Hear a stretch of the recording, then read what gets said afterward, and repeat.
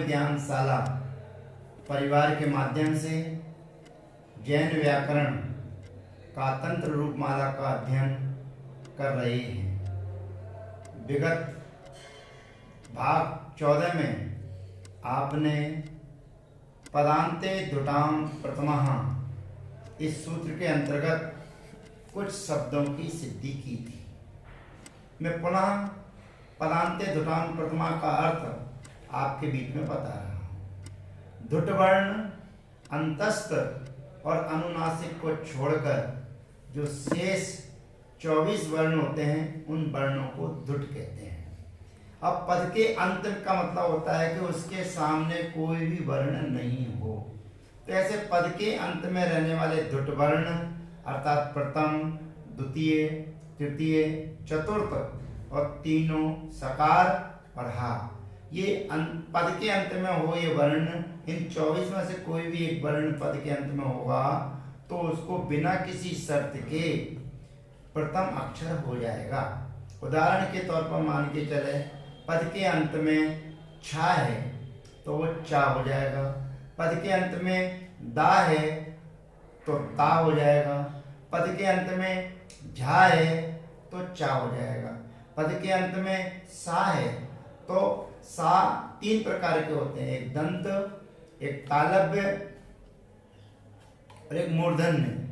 अब मूर्धन्य सकार होगा अंत में, उसको पदान्ते दुटाम प्रथमा से प्रथम करेंगे तो उच्चारण स्थान मिलने के लिए इसका कारण उस मूर्धन्य सकार के स्थान पर टा आदेश होगा, दंत सकार के स्थान पर ता आदेश होगा, तालव्य सकार के स्थान पर चा आदेश होगा और हा ये भी धुटवर्ण है, इसके स्थान पर भी पदान्ते दुटाम प्रथम से प्रथम अक्षर करना है।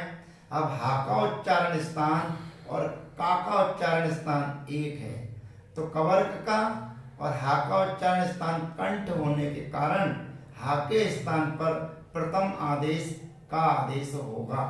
तो हमें इस पदान्ते दुटाम प्रथमा प्रयोग जो सूत्र है इसका प्रयोग हमें बड़े गंभीरता के साथ में समझना है। पद के अंत में 24 जो धुट वर्ण हैं उनमें से कोई भी एक वर्ण होगा, पहले को छोड़, पहला है तो अभी पहला होगा, दूसरा है तो भी पहला होगा, ये वर्ग के 5 अक्षरों में से 4 अक्षरों में से पहला अक्षर हो जाएगा और तीनों सकार और हा। अब इनको प्रथम स्थान कौन सा करें, इनका वर्ग कौन सा है, तो ये वर्ग ना होते हुए इनका उच्चारण स्थान जिस वर्ग से मिलता है वह उसी वर्ग का प्रथम अक्षर हो जाएगा। जैसे तालव्य सा का उच्चारण स्थान तालु है तो चकार का भी, चवर्ग का भी उच्चारण स्थान तालु है, का उच्चारण स्थान कंठ है और हा का उच्चारण स्थान कंठ है तो हा के स्थान पर का प्रथम आदेश होगा। मूर्धन्य सकार का उच्चारण स्थान मूर्धा है और टवर्ग का स्थान भी मूर्धा है तो मूर्धन्य सकार के स्थान पर टा आदेश होगा और दंत सकार के स्थान पर भी तकार आदेश होगा। ऐसे पदान्ते दुटाम प्रथमा का प्रयोग हम धीरे धीरे शनै शनै आगे क्रम से करते जाएंगे, ऐसा हमें जानना चाहिए। यहाँ पर उसका दृष्टांत नहीं है लेकिन आने वाले सूत्रों में इस सूत्र का दृष्टांत आपको मिल जाएगा। अब इसके बाद आता है दुटाम तृतीय चतुर्थेषु। इस सूत्र के बारे में समझना है। जैसा हमारे सामने स्थिति है तत् धन जस्यति, तत् धन जस्यति होने के कारण पर रूपम तकारो लचट वर्गेषु, इस सूत्र के माध्यम से अगर हम ताके स्थान पर रूप करते हैं तो पर रूप आदेश 2 प्रकार से हमारा होगा। या तो ता को प्रथम अक्षर चा करें अथवा सामने अक्षर चतुर्थ वर्ण झा है उस झा को देखकर यदि हम कोई काम करते हैं तो ता को झा होगा अथवा ता को चा होगा। चा होने पर सूत्र लगेगा दुटाम तृतीय चतुर्थेषु माने चतुर्थ अक्षर के पड़े रहने पर धुटों को तीसरा अक्षर होता है। इस नियम के कारण चा को तृतीय अक्षर जा हो जाएगा। और हम यदि वर्ण का चौथा अक्षर ता के स्थान पर झा करते हैं तो भी धुटाम तृतीय चतुर्थेषु इस सूत्र के माध्यम से सामने धुट वर्ण पहले धुट वर्ण है और सामने चतुर्थ वर्ण है। यद्यपि दोनों झाझाई हैं परंतु सामने वाला चौथा अक्षर कहलाएगा और उसके पूर्व वाला धुट वर्ण कहलाएगा। तो धुट वर्ण को फिर तृतीय अक्षर हो जाएगा तो जा आदेश होगा। माने चा करेंगे तो भी जा होगा और झा करेंगे तो भी जा होगा। इस प्रकार धुटाम तृतीय चतुर्थेषु अर्थात सामने चतुर्थ वर्ण के होने पर पूर्व में रहने वाले पूर्व पद के धुट वर्णों को तृतीय अक्षर होता है। तो जो जिस वर्ग का अक्षर होगा उसी वर्ग का तीसरा अक्षर हो जाता है, ऐसा जानना चाहिए। अब हमारे पास में सूत्र आता है चम से।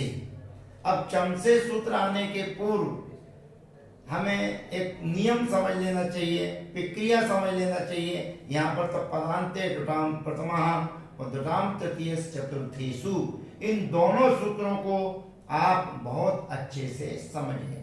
बार बार शंका उठाते हुए इनका प्रयोग करें, क्योंकि आप इन सूत्रों का जितना ज्यादा प्रयोग करेंगे उतने ज्यादा ये सूत्र आपके काम में आएंगे। इन सूत्रों के माध्यम से शंका प्रतिशंकाएं भी होती हैं। यद्यपि अभी उपकरण का उपयोग किए जाने पर आप मेरे से शंका प्रतिशंका नहीं कर रहे हैं, पर आप जब चाहें जब शंका प्रतिशंका कर सकते हैं। अब सूत्र आता है चम से। चम से का मतलब होता है कि वर्ग के तकार के पदांत के बाद में अर्थात तकार वर्ण तकार के सामने तालव्य सा के आने पर उस तकार के स्थान पर चकार आदेश होता है। अब यहाँ पर हमारी स्थिति है तत् धन सेते। अब तत् धन सेते के सामने सा है और उसके पूर्व में तत् का ता है, तो उस तत् के ता को सा होने के कारण चा आदेश हो जाएगा, सिद्धि हो जाएगी तत् सेते। अब इस सिद्धि करने के पूर्व आचार्य महाराज कुछ शंका समाधान हमारे बीच में कर रहे हैं और आचार्य महाराज प्रश्न करने के माध्यम से फिर उत्तर देने की कोशिश कर रहे हैं कि चम से सूत्र आपने क्यों बनाया, इस सूत्र की आपको आवश्यकता नहीं है।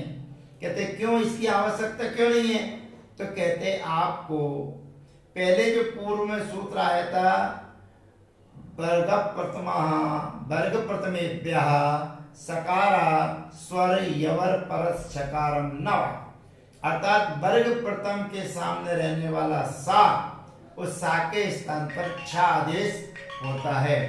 ऐसा छा आदेश करने पर हमारे पास में सूत्र था पर रूपम तकारो लचट वर्गेषु, अर्थात छा को देखकर चवर्ग को देखकर तकार को पर रूप अर्थात छकार आदेश होता है।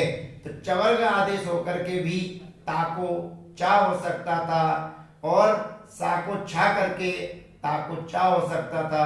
तो यहाँ पर चमसे सूत्र क्यों कहा, इस चमसे सूत्र को कहने की क्या आवश्यकता है, इस सूत्र को बड़े विस्तार के साथ में आचार्य महाराज श्लोकों के माध्यम से समझाने की कोशिश करेंगे।